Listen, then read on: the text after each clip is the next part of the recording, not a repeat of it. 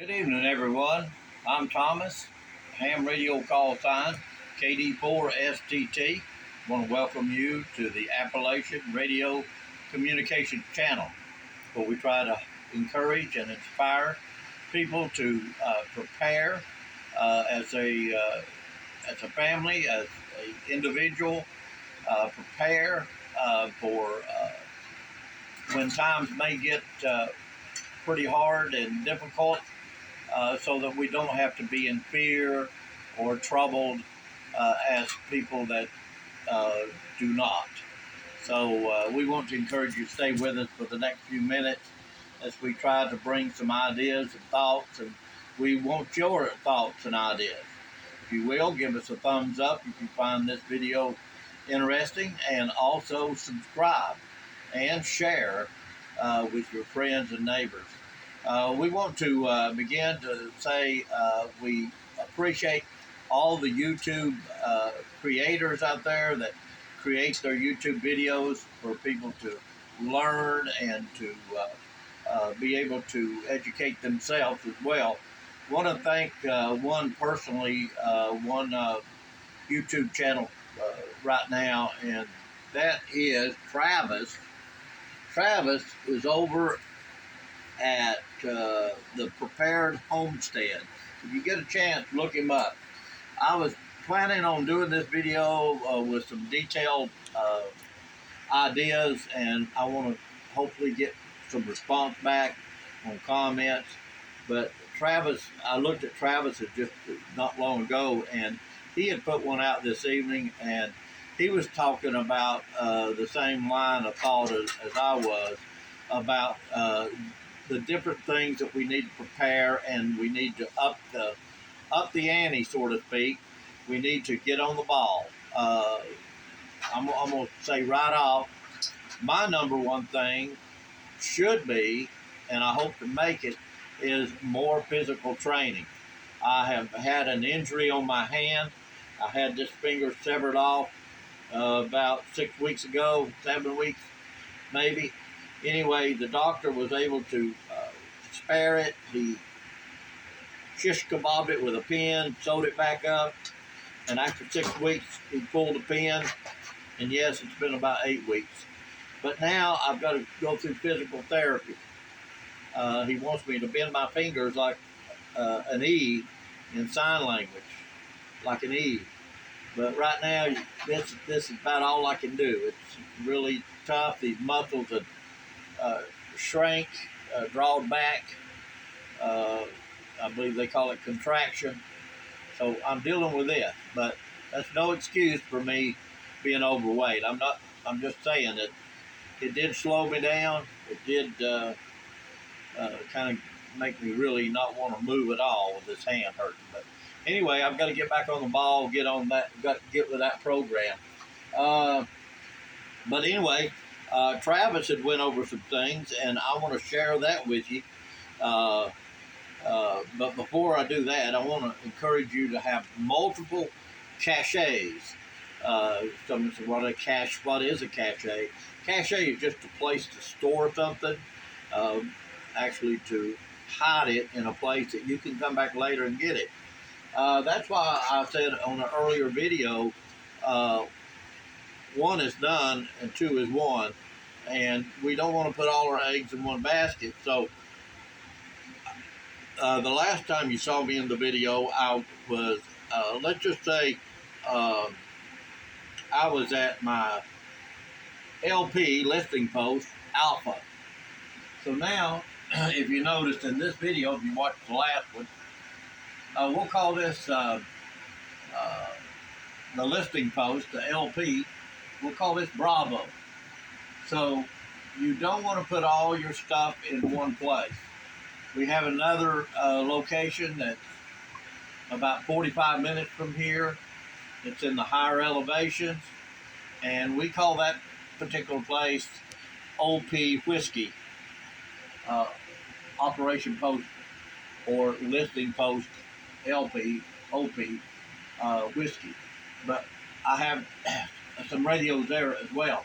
But here I'll just go over real quick. Of course, I've got a laptop here. The laptop is connected into this ICOM. I might get my videographer to zoom in on that.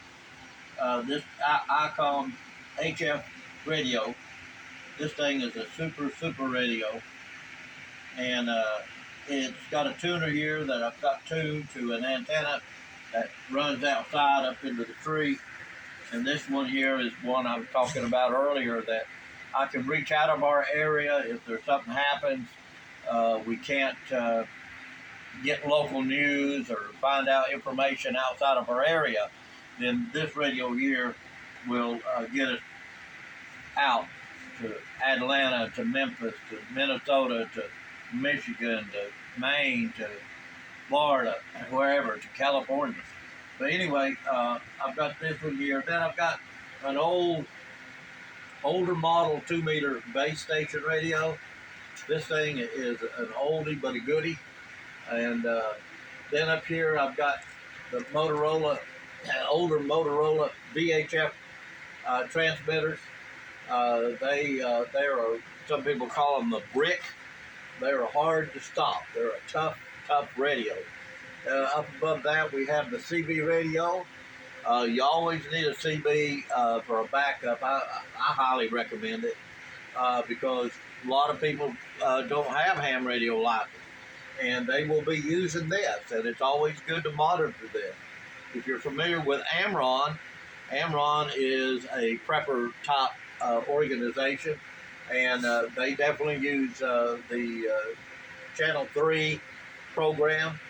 And up here is another Yaesu HF VHF radio. That's a multi-band radio. I've got some issues with that. I bought it used, and so anyway, I've got some issues with that. I just got it sitting there. Hopefully I can get it repaired. And I've got this one here. This is a HF 50 megahertz up to 180, 160 megahertz. And I've got it for a standby. Then I've got another Vertex radio up here. This is a Motorola. And of course a power supply sitting here on the side. And here, let me set this up here out of the way. These here run about 200 some bucks. This here, let me zoom in on that. This came out of a junk computer.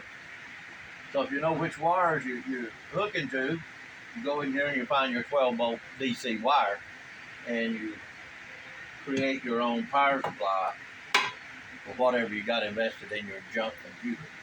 So it works like a charm. And like I say, the computer here is to connect to this HF where I can send emails via RF. No internet at all. I can send emails. I can send data signals through the air, and which is really good. Data will go when the voice cannot penetrate the noise, but the data will penetrate the noise and get you in there. So anyway, that's a quick review of OP, Operation Post, LP, Listing Post, Bravo. And hopefully I'll be up at the whiskey location another day, and I can show you what we're doing up there. Okay, but again, back to the Prepared Homestead, Travis's comments that he had made. He had some good ideas, and I want you guys, if you will, put some comments in. That helps me when you do put comments in, just like a thumbs up or sharing it or subscribing. It all helps. But this is something that he had brought up. He had brought up some things that we need to look at, and again, we just discussed the communication. But again, we got to do a little deeper thinking about communication. Have we a system set up so that if I need to talk to a friend over here about 5 miles away, or even if I'm using the little handheld walkie-talkies, if I got a neighbor 1 mile away, should I get on there and say, hey, come on over here to the house, and they said, okay, we're going to meet at your house. Well, somebody might know where my house is. So sometimes you don't want to give out all your information. Well, someone might argue, well, you better watch because you're going to get into encryption and things like that. And Travis had brought that out. In the worst case scenario, in a case where, pause it just a second. You got to pause? Thank you.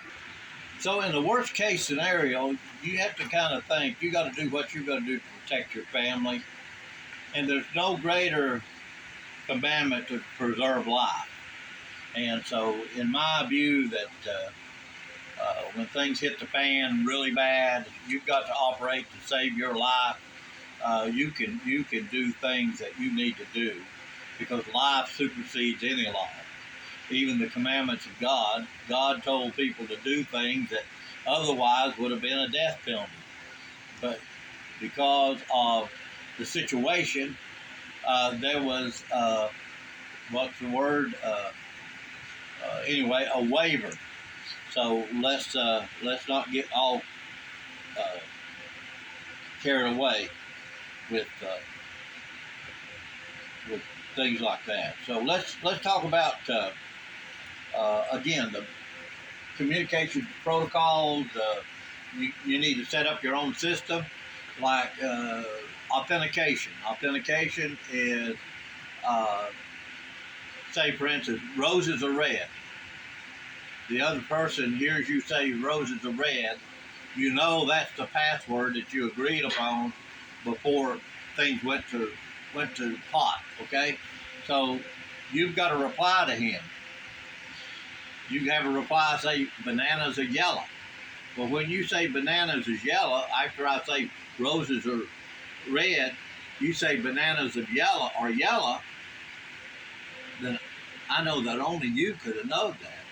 But if you want to double check it, you would have a double authentication.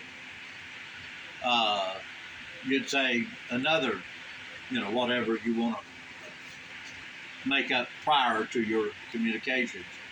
You could put elephant's fly.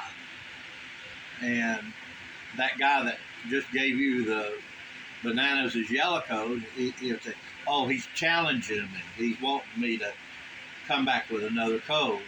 And he has to know that code. He has to have it memorized. When he leaves with his radio or talking on that radio, he needs to know those authentication codes. And then he would come back with the proper code, whatever that code would be. So there you go. That would be a type of encryption. But again, if it's saving your life, you need to do what you got to do. That's my opinion on it. That's my view. So again, you've got a certain protocol. Don't get on there and just say, "Hey, Tom, this is Joe.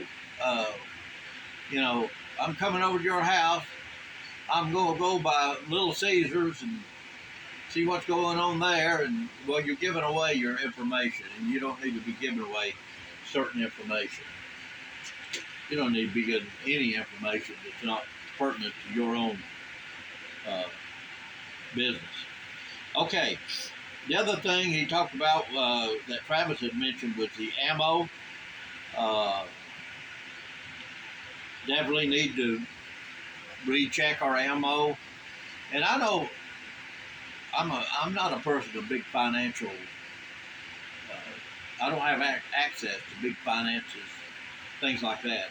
I've had to sacrifice a lot to get the security weapons that I have, the ammo that I have.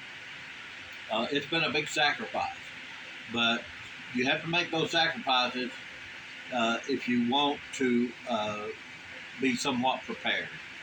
I know I'm low-hanging fruit.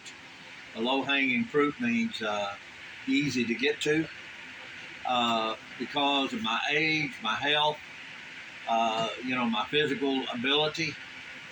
But yet I have equalizers that can help me counter that, so that before someone comes to my place, they need to know that I'm not just a weak old man, or an old man that can't do nothing, can't help himself. I can pretty well take care of myself. And but anyway, you got to have uh, ammo. Uh, and I know some of you are on fixed income. Some of you can't do these things. But hey, make sure you make friends, network. Make sure your family's uh, uh, engaged. Hopefully, you can do that. I know some families are totally got their head in the sand. I think they got some kind of religious theology or ideology in their head that causes them to think, well, whatever will be, will be. Well, we play our part. I really believe in the old saying, God helps those who help themselves. When we do everything we can do to stand, we can stand still and stand strong, being assured that God is our helper. He is our helper. We're not doing this without acknowledging God in everything we do. So I want to make that clear. Water harvesting. Okay, if something happens, we're at the brink of nuclear war. This is worse than the Cold War, when we were told to hide under the desk in school. Uh, when was the last time you heard on the news that they're instructing children, our government, our educational system is instructing children what to do in an emergency for a nuclear fallout, nuclear war? Absolutely crickets. There's nothing going on. Don't worry about it. You just come on to school and you learn all this liberal hogwash, and just be a good little child. And you can just choose whichever gender you want to be, or what kind of species of animal you want to be. So I'm not real fond of our modern education system. I'm sure that some counties and some regions in America, they have a more solid foundational teaching for our children, and my hat's off to those teachers and those educators that are doing that. So not all are bad, just like the police, the whatever. Even the FBI, there are some good FBI people in there, or we wouldn't be having the whistleblowers come forth. So a lot to do with that, and also the military. We've got military whistleblowers coming forth to share some things with us, and keep your ear out for Congress this coming week. They're going to be revealing some things that will just absolutely shock some people. But I've already encountered some things in my life, and I know there's nothing out here that would surprise me, because we are not alone in this universe. God has many creatures, many entities out here, and we have just not been acquainted with those, or not come in contact. But listen for Congress this week. Might be something interesting. Okay, again, water harvesting. The power goes out scenario. It only takes so long before, once the power goes out, for instance, here in our town, about every town has a high water tower. Well, as people use that water, even with the power out, and that pump not working, that water gravity flows down. And as the gravity flows down, the sewer pumps are not working, and the sewer flows up. The sewer keeps backing up and running over. So it wouldn't take long before water contamination would be a major issue, and you won't last long without drinking water. So if you have any ability to catch water, you need to do that. 5-gallon bucket. Of course, if you get bigger containers, that'd be more efficient. That'd be great. But you need water containers. Do we have enough garden seed? Do we have enough garden seed for next spring? We've planted some garden around here. a little bit of gardening. But what about next spring? Do we already have them ready? Because between now and next spring, we don't know what's going to happen. We're not afraid. We shouldn't be afraid. And you know what helps us not be afraid is have the seeds already in our possession. That way we don't have to worry about it.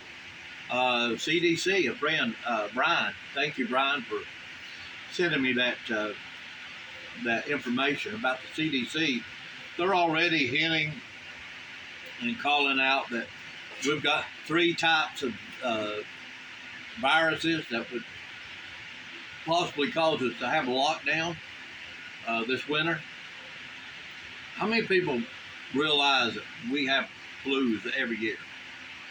Every year. They said it was a null right now, kind of a null in the flu season. Well, why wouldn't it be? Temperatures are so hot, who's going to get a flu, you know? So anyway, we got to think about that. But they're calling for possibly another shutdown, another lockdown, scare people out of their wits. I've got good friends that the wife got scared. She encouraged her husband to get the C jab, and so they both got it. They're continually sick with the flu. She's got the C thing again multiple times. She had multiple shots, vaccines. So there you go. If you want to get sick, rush out there and get whatever Fauci's got for you. Okay, tools. To work your garden, you need hand tools. Think about hand tools, things to work your garden. Canning supplies, things that you can preserve your food. Vacuum sealer, Mylar bags, things of this sort. Medical. Travis mentioned the medical, and he mentioned, do we know medical? Do we have the experience? Have we done that? And again, this falls back to where we, as a group, we could have more strength if we had a medical personnel in a group with us. So I encourage people to try to form groups. I know it's about impossible. Everybody right now is doing their own thing. So, but for the meantime, let's study. Get a book on medical, first aid, whatever, and refresh yourself. You may say, well, I did it 20 years ago, or 20 years ago is a long time. So, you know, you might have that good of muscle memory, but I don't know. But try to get something and refresh yourself. And because we're at a place where there's no return. We're in debt. Travis brought up a number in his in the Prepared Homestead video, and he said it would take like 300,000 years for us to pay off the debt. You know, so we're beyond that. We can't do that. It's unsustainable. And we're all about sustainability, and we hope that you prepare. I know I need to do better, and I think we all can do better. Again, no fear, just positive thinking and preparing so that we won't have to be in a panic when things do hit the fan really hard. So again, comment, give us a thumbs up, subscribe if you like, and share the video. This is Thomas, KD4FTT. May God bless you and yours, and may God save the Republic. Thank you very much.